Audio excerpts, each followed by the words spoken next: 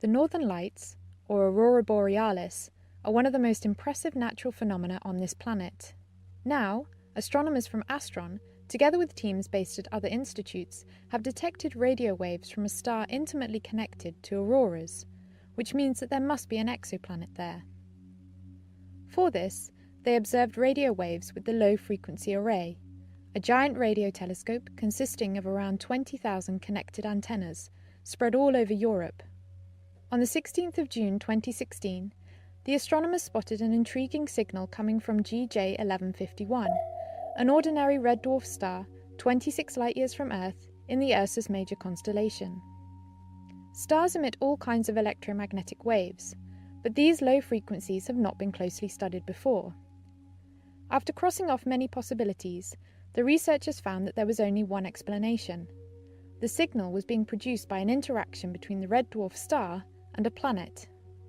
This discovery is reminiscent of a mystery from our own solar system in the 1960s.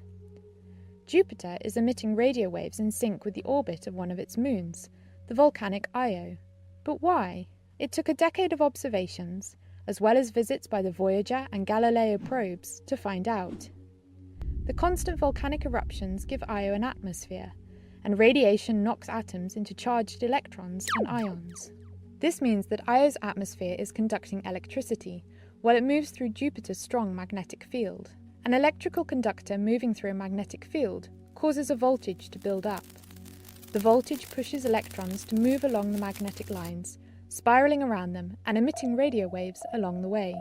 For the most part of the journey, the radio signal is weak, but close to the star, the magnetic field lines get more crowded, and the spiraling electrons start to feel each other.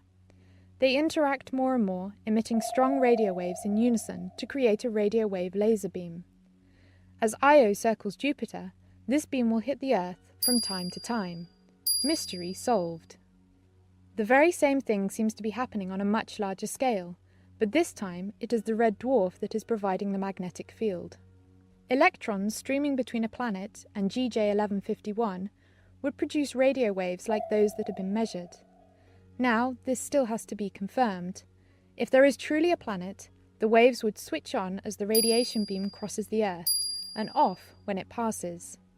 The researchers are now checking other nearby stars, and expect to find dozens more with similar radio waves. This method could provide a new way to discover exoplanets, using LOFAR and future radio telescopes such as the Square Kilometre Array.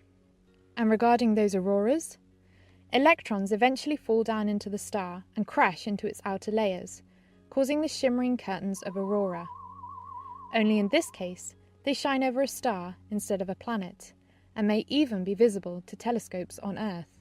And if the newly discovered exoplanet has a magnetic field, like the Earth does, the same thing is bound to happen on the other end.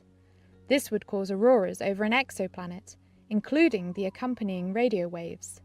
We may even detect those. The hunt for exo-auroras is now in full force.